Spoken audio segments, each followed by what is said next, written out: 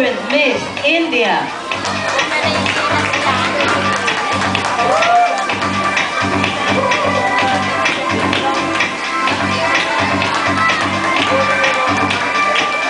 Hello, Daniel. Good evening.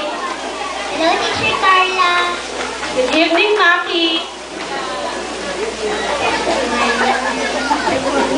Okay.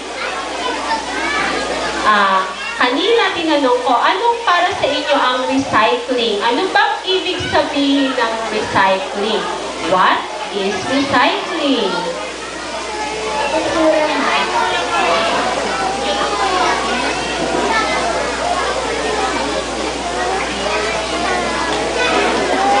Magbigay ng halimbawa ng recycling.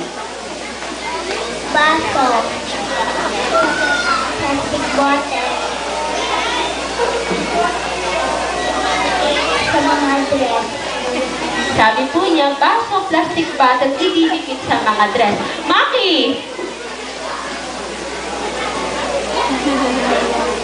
Bakit hindi dapat magtapon ng basura sa paligid?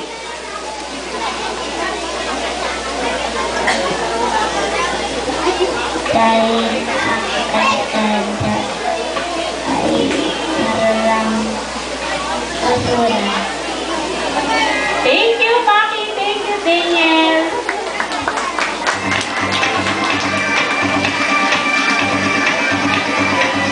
Let's have Mr. and Miss